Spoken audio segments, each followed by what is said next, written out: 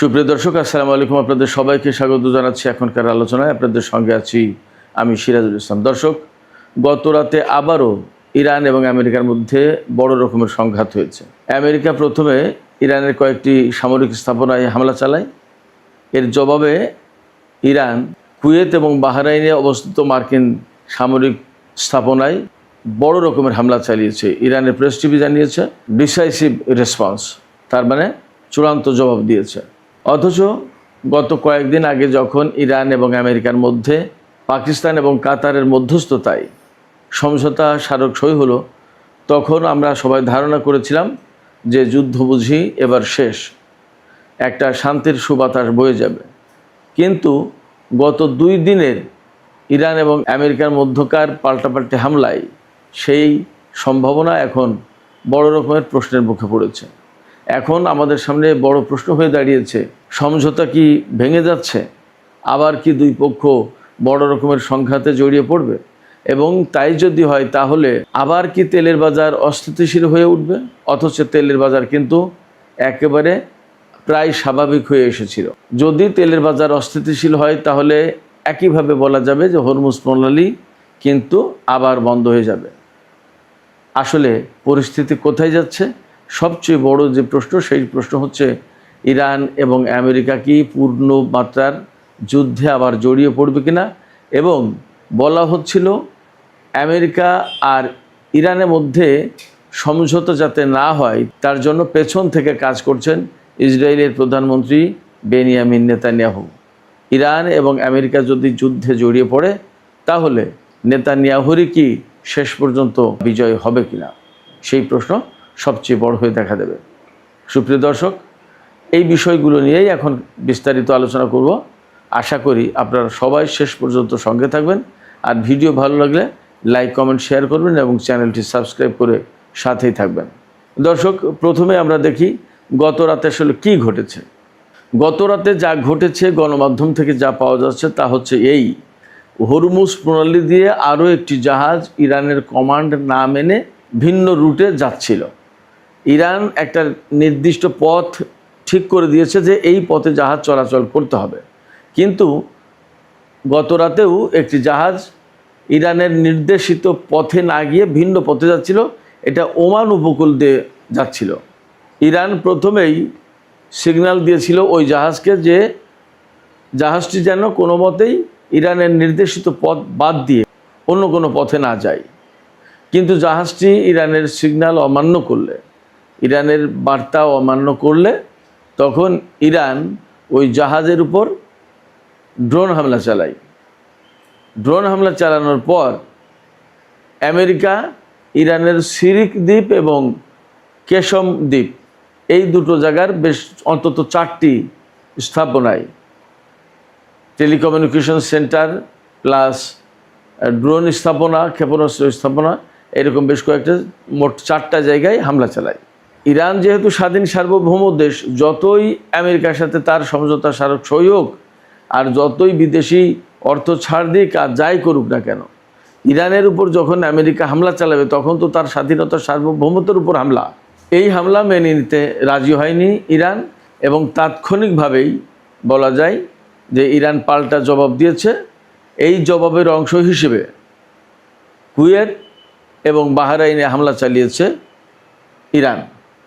Kuwait এবং বাহরাইনে হামলা চালানোর মানে কিন্তু এই না যে কুয়েতের জনপদে বা কুয়েতের রাষ্ট্রের উপরে, কুয়েত বাহরাইন রাষ্ট্র হিসেবে তাদের উপরে হামলা চালিয়েছে। সেই 2 দেশে যে মার্কিন সামরিক ঘাঁটি এবং 5ম নৌবহরের ঘাঁটি আছে, এই সব জায়গায় হামলা চালিয়েছে ইরান। আমরা যা জানতে পারছি তাতে দেখা যাচ্ছে কুয়েতের আলী আল সালেম বিমানবন্দর এবং বাহরাইনের সালমান বন্দরে মার্কিন সামরিক ঘাঁটিতে হামলা চালিয়েছে ইরান। এই সব হামলায় ক্ষেপণাস্ত্র এবং ড্রোন ব্যবহার করা হয়েছে। ইরানের পক্ষ থেকে বলা হচ্ছে তারা চূড়ান্ত জবাব দিয়েছে। তো মোটামুটি বোঝাই যাচ্ছে যে বড় রকমের হামলা চালিয়েছে। পাশাপাশি ইরানের IRGC একেবারে সরাসরি বলেছে যে গতকাল যে সামান্যতম হামলা চালিয়েছে আমেরিকা, এই সামান্য হামলার জবাবেও ইরান বড় হামলা চালিয়েছে এবং ভবিষ্যতে যদি আর একবার হামলা চালানো হয় এর চেয়ে অনেক বেশি কঠোর জবাব দেবে ইরান। একই সাথে আমরা দেখতে পাচ্ছি ইরানের খাতামুল আম্বিয়া ঘাঁটির যিনি কমান্ডার জেনারেল আবদুল্লাহি, তিনি বলেছেন ইরানের সামরিক বাহিনী সম্পূর্ণভাবে দেশমাতৃকাকে রক্ষার জন্য প্রস্তুত। এর মানে বোঝা যাচ্ছে যে ইরান একেবারে পরিপূর্ণভাবে যুদ্ধের জন্য প্রস্তুত। আমেরিকা যাই করুক না কেন তার জন্য জবাব দিতে তারা রেডি রয়েছে এবং আমরা দেখতেও পাচ্ছি। এই জায়গা থেকে প্রশ্ন আসছে, তাহলে কি যুদ্ধবিরতি ভেঙে যাবে? এখানে আমি বলবো যে যুদ্ধবিরতি ভেঙে যাওয়ার সম্ভাবনা তো আছেই, আশঙ্কা বলি আর সম্ভাবনা বলি, যাই বলি আছে। কারণ হচ্ছে এমন দুটি দেশের মধ্যে এই যুদ্ধবিরতি হয়েছে যাদের ভেতরে যুগ যুগ ধরে মারাত্মক রকমের শত্রুতা বিরাজমান ছিল।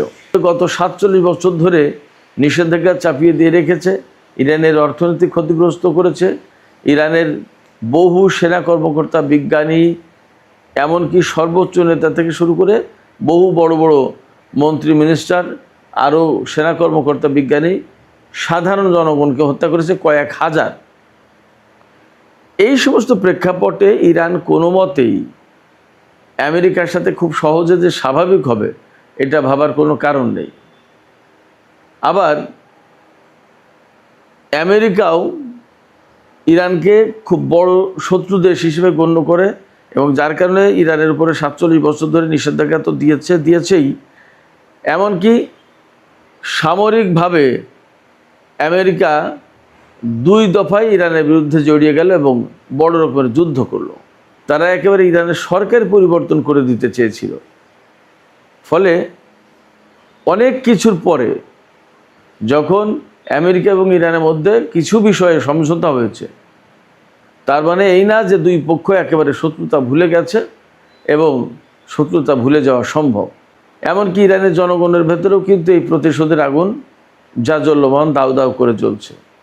গতকাল ইরানের যে বিশেষজ্ঞ পরিষদ, সেই বিশেষজ্ঞ পরিষদের 88 জন সদস্যের ভেতরে 66 জন সদস্য একটা বিশেষ বিবৃতিতে সই করেছে। সেই বিবৃতিতে বলা হয়েছে যে ইরানের সর্বোচ্চ নেতা সাইয়েদ মুজতবা খামেনি যে রেড লাইন দিয়েছেন, সেই রেড লাইন যাতে ক্রস না করে সরকার, সেই রেড লাইন মেনে আমেরিকার সাথে আলোচনা করতে হবে, কথা বলতে হবে, উঠা বসা করতে হবে, আচরণ করতে হবে। কোনো রকমের আপোষকামী বা দুর্বল মনোভাব দেখানো যাবে না আমেরিকার সাথে। এমনকি ওই বিবৃতিতে, বিশেষজ্ঞ পরিষদের বিবৃতিতে বলা হয়েছে ইরানের সর্বোচ্চ নেতা বা ইরানের জনগণকে যারা হত্যা করেছে তাদের হত্যা করা ফরজ, তাদের বিরুদ্ধে প্রতিশোধ দেওয়া ফরজ। এটা অনেক কড়া বিবৃতি। এটা আমার কথা বলছি না, এটা ইরানের বিশেষজ্ঞ পরিষদের 66 জন সদস্য কম থেকে এই বিবৃতি প্রকাশ করেছে। তার মানে আমেরিকার সাথে ইরান সরকারকে কোনো মতেই নরম হতে দেবে না ইরানের যে নিয়ন্ত্রক সংস্থা বা পরিষদগুলো আছে তারা। অতএব ইরান এবং আমেরিকার মধ্যে যুদ্ধবিরতি যদি ভেঙে যায় এই রকম হামলা পাল্টা হামলার ঘটনার প্রেক্ষাপটে, তাহলে তাতে অবাক হওয়ার কিছু থাকবে না। যদিও ইরান বলছে যে হরমুজ পল্লী তাদের নিয়ন্ত্রণ করার কথা, এটা এই সমঝোতার ভেতরেই আছে। এই সমঝোতার অনুসারে যখন আমরা হরমুজ প্রণালী নিয়ন্ত্রণে রাখার চেষ্টা করছি, তখন আমেরিকা আমাদের উপর যদি হামলা চালায় তাহলে এই সমঝোতা লঙ্ঘন হয়। তো যখন সমঝোতা লঙ্ঘন হবে তখন ইরানের বিশেষজ্ঞ পরিষদ বা IRGCর মনোভাব হচ্ছে যে সমঝোতা লঙ্ঘন হলে সাথে সাথে জবাব দিতে হবে, সমঝোতা লঙ্ঘন হয়ে যাবে বা বাতিল হয়ে যাবে এই ভয়ে চুপ থাকার কোনো সুযোগ নেই ইরানের। ইরানের বিশেষজ্ঞ পরিষদের বা জনগণের বিরাট অংশের যে চাওয়া পাওয়া, সেই চাওয়া পাওয়ার দিকে লক্ষ্য রেখেই কিন্তু IRGC কাজ করছে। আমরা গত কয়েকদিন ধরে দেখেছি যখনই আমেরিকা ইরানের উপর হামলা চালিয়েছে তখনই কিন্তু ইরান পাল্টা জবাব দিয়েছে, মোটেই দেরি করেনি। সেক্ষেত্রে ইরানের শত্রুরা যখন ইরানের উপর হামলা চালাবে তখন ইরান পাল্টা জবাব দিচ্ছে বা দেবে বা দিয়ে আসছে, এতে কোনো সন্দেহ নেই, এটা অব্যাহত থাকবে। ফলে ইরানের শক্ত অবস্থানেই থাকবে। এর ভেতরে ইরানের পররাষ্ট্রমন্ত্রী সাইয়েদ আব্বাস আরাকচি বাগদাদ সফরে গেছেন, ইরাকে। প্রশ্ন হচ্ছে কেন তিনি হঠাৎ করে বাগদাদ সফরে গেলেন। আমরা বিভিন্ন সূত্র থেকে খবর পাচ্ছি গত রাতে বাগদাদে বেশ অস্বাভাবিক কিছু তৎপরতা লক্ষ্য করা গেছে। বিশেষ করে বাগদাদের গ্রিন জোন এলাকায় নিরাপত্তা ব্যবস্থা জোরদার করার জন্য ট্যাঙ্ক এরকম অনেক কিছু মোতায়েন করা হয়েছিল, সেই রকম খবর এবং ফুটেজও দেখলাম। কিন্তু প্রশ্ন হচ্ছে যে আসলে ট্যাঙ্ক মোতায়েন করে গ্রিন জোনে মার্কিন স্থাপনা, দূতাবাস এইগুলোকে নিরাপত্তা দেওয়া হচ্ছে, এমনও গুঞ্জন ছড়িয়ে পড়েছিল যে ইরাকে সামরিক অভ্যুত্থান হতে পারে। আবার এমন কথা শোনা যাচ্ছে যে ইরানের সাথে আমেরিকার গত 2 দিন বিশেষ করে যে সমস্ত সংঘর্ষ হয়েছে, এতে আশঙ্কা করা হচ্ছে 2 দেশের মধ্যকার সমঝোতা ভেঙে যেতে পারে এবং আবার পূর্ণমাত্রায় যুদ্ধ শুরু হতে পারে। তো যদি যুদ্ধ শুরু হয় তাহলে ইরাকের যে প্রতিরোধ যোদ্ধা যারা আছে তারা কিন্তু মার্কিন ঘাঁটিগুলোকে, বিশেষ করে মার্কিন দূতাবাস বা মার্কিন বিভিন্ন স্থাপনা লক্ষ্য করে হামলা চালাবে। যাতে ইরাকের প্রতিরোধ যোদ্ধারা হামলা চালাতে না পারে সেই জন্য ইরাকের গ্রিন জোন এলাকায় নিরাপত্তা ব্যবস্থা জোরদার করা হয়েছিল এবং সেনাবাহিনীর অস্বাভাবিক তৎপরতা লক্ষ্য করা গেছে। প্রশ্ন হচ্ছে যে সেনাবাহিনী যদি এইভাবে এই তৎপরতা চালায় তাতেই কি ইরাকি প্রতিরোধ যোদ্ধারা থেমে যাবে? আর এখানে আব্বাস আরাকচির ভূমিকা কী? আব্বাস আরাকচি যে কারণে ইরাক সফরে গেছেন তার প্রধান কারণ হলো, অন্তত প্রকাশ্যে এই কথা বলা হচ্ছে যে ইরানের সর্বোচ্চ নেতার যে জানাজা এবং দাফন অনুষ্ঠান হবে তার একটা অংশ হবে, অর্থাৎ জানাজার নামাজ অনুষ্ঠিত হবে ইরাকের নাজাফে এবং কারবালায়। তো তার লাশ সেখানে নেওয়া হবে, কফিন নেওয়া হবে সেখানে। সেক্ষেত্রে ইরাক সরকার যদিও তার সমস্ত সব কিছু আয়োজন করবে, কিন্তু ইরাকের সাথে ইরানের একটা সমন্বয় করার ব্যাপার আছে। সেই সমন্বয়ের কাজ আলাপ আলোচনা করতে আব্বাস আরাকচি ইরাক সফরে গেছেন, এটা বলা হচ্ছে। কিন্তু পেছনের খবর হচ্ছে আব্বাস আরাকচি এই সফরে সর্বোচ্চ নেতা জানাজার বিষয়ে তো আলোচনা করবেনই, এর পাশাপাশি সবচেয়ে গুরুত্বপূর্ণ যেটা বা গুরুত্ব পাচ্ছে যেটা, সেটা হচ্ছে যে ইরাকের প্রতিরোধ যোদ্ধাদের সাথে যাতে একটা সমন্বয় করে ইরাক সরকার, যাতে অস্বাভাবিক কোনো পরিস্থিতি তৈরি না হয়, সমস্ত সব কিছু স্বাভাবিকভাবে এগিয়ে যায়। অর্থাৎ ইরাকের প্রতিরোধ যোদ্ধাদের বিরুদ্ধে সামরিক বাহিনী বা ইরাক সরকার বা কেউ যাতে কোনো অযাচিত পদক্ষেপ না নেয়, সেই কথাটাই মূলত আব্বাস আরাকচি বলতে বাগদাদ সফরে গেছেন। ইরান আমেরিকা যে সংঘর্ষ হচ্ছে গত 2 দিন ধরে, রাতের বেলায় বিশেষ করে, এই ব্যাপারে মার্কিন কংগ্রেস কিন্তু প্রশ্ন তুলেছে, আপত্তি তুলেছে। কংগ্রেসের ডেমোক্র্যাট সদস্যরা বলছেন যে 1973 সালের যে অ্যাক্ট আছে সেই অ্যাক্ট অনুসারে মার্কিন প্রেসিডেন্ট একতরফাভাবে কোনো যুদ্ধ শুরু করতে পারেন না। ইরানের উপর নতুন করে হামলা চালিয়ে মার্কিন প্রেসিডেন্ট সেই অ্যাক্ট লঙ্ঘন করেছেন।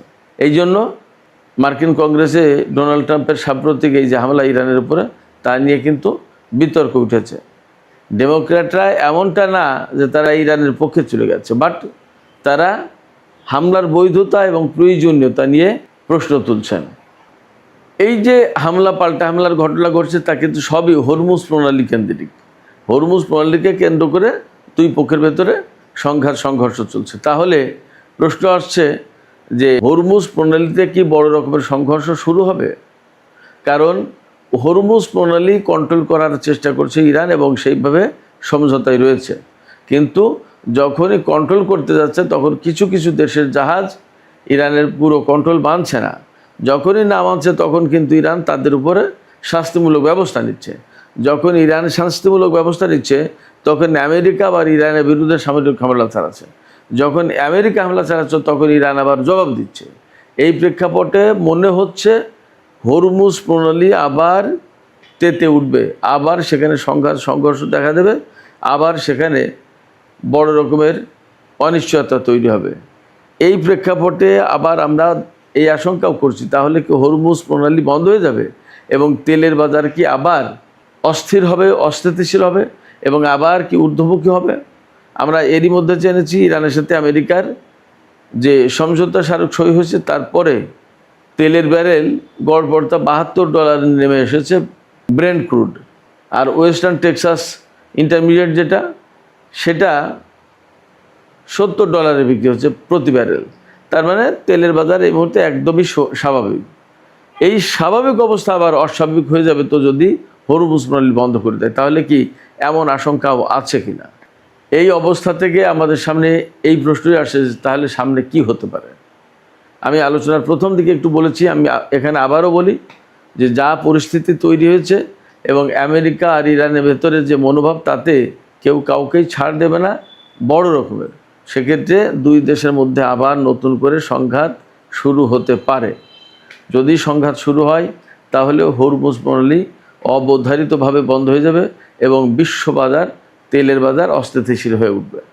সেই জায়গা থেকে প্রশ্ন আসবে, তাহলে এই যুদ্ধে বা এই যে চলমান সংকট, সেই সংকটে কি ইসরায়েলের প্রধানমন্ত্রী বেনিয়ামিন নেতানিয়াহু জিতে গেল কিনা? কারণ তিনি চেয়েছেন ইরানের সাথে আমেরিকার যুদ্ধবিরতি না হোক, যুদ্ধের মধ্য দিয়ে, হামলার মধ্য দিয়ে ইরানের পরমাণু কর্মসূচি বানচাল করা হবে। তো তাই যদি হয় তাহলে ইরান এবং আমেরিকার মধ্যে সংঘাত অনিবার্য হয়ে উঠবে, আর সংঘাত অনিবার্য হয়ে গেলে প্রকৃতপক্ষে নেতানিয়াহু জিতে যাবেন। সুপ্রিয় দর্শক, এখনকার আলোচনা এখানেই শেষ করতে চাই। যাবার আগে আপনাদের কাছে প্রশ্ন, আসলে এই সংঘাতে কি হতে যাচ্ছে? নতুন করে কি বড় রকমের সংঘাত শুরু হবে এবং নেতানিয়াহু কি জিতে যাবে? আপনাদের কি মনে হয়? মতামত জানিয়ে কমেন্টে লিখতে পারেন। আর ভিডিও ভালো লাগলে লাইক, কমেন্ট, শেয়ার করবেন এবং চ্যানেলটি সাবস্ক্রাইব করে সাথেই থাকবেন। দর্শক, এখনকার আলোচনা এখানেই শেষ করছি। আপনারা সবাই অনেক ভালো থাকুন। আল্লাহ হাফেজ।